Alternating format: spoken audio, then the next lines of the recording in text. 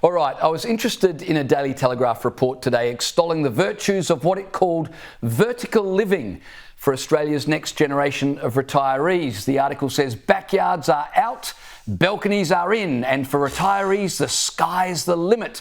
Now, by vertical living, I think they mean cramming retirees into high-rise apartments, which doesn't sound half as sexy as vertical living. The article continues, quote, the tallest retirement village in Australia, the Cambridge, recently opened with 3 seniors abseiling down the new building's 28 stories in Epping, New South Wales.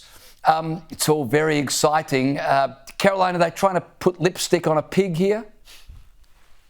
Well, probably a little bit. You can have a vertical garden, I suppose, in your vertical living. Even here in Australia, even older people, look, they do downsize, but they generally have a bit more than an apartment. Overseas, it's very common for everyone to live in apartments, not just retirees or elderly people. So for us, it's probably more of a cultural thing. But you know what, James? If it's your choice to live in there and you want something that's lock and leave so you can travel or whatever, if that's your choice and that's the way that you want to live, knock your socks off. I guess with any sort of development is making sure that there's enough diversity in housing development to make sure that, you know, people have the sort of options of how they want to live. Well, maybe it's small villas or maybe it's apartments or townhouses or whatever, and it's about getting that variety of housing stock to make sure that people have that choice.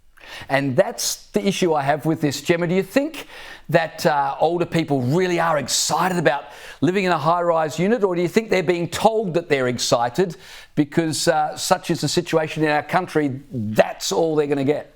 I don't know the answer to that question, but good luck telling a boomer to be excited about something that they have no interest in being excited about. As for me, my retirement, first of all, I won't retire because I'm Italian and Italians don't retire. It's just fact. So I won't be retiring, but should I leave the city, I'll be on a little bit of land. I'll have some donkeys, 3 chooks named after my nonna and her 2 sisters. I'll have the world's biggest veggie garden. You won't find me in one of those things. But currently I live in an apartment because it is convenient. I lock and leave. I travel a fair bit for work. As Caroline said, it's my choice. I don't want to ever see Australia become one of those countries where we socially engineer people into these sorts of choices. Yeah. My late father and my mother, my brother and I always said the same thing. You stay in that house as long as you want. You earned it. You stay there as long as you want. All right, really quickly, I wanted to ask you about this story. A Christmas Grinch in Canada has put up a sign in their window saying Santa isn't real. Cue outrage. Here's what online posts claim was in the window. Santa is fake. Santa is not real. Your parents are Santa and your family buys your presents. The fiends. So the local police say they went and talked with the person responsible and they removed the signs. To clarify, this is not illegal in Canada. This is protected by free speech laws, and it was on somebody's private property, but police emphasizing that they would hope that instead of being a Grinch, people would follow the spirit of the season and be a little more communal and foster more positivity.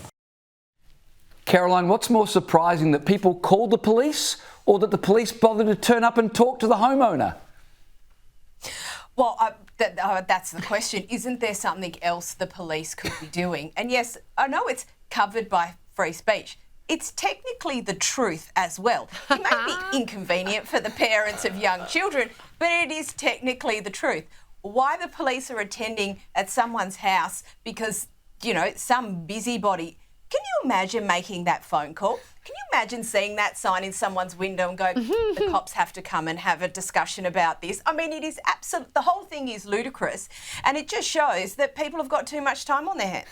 It absolutely does. Gemma, I'm so sorry I've run out of time, but to both of you, thanks for joining me. I always enjoy our discussions.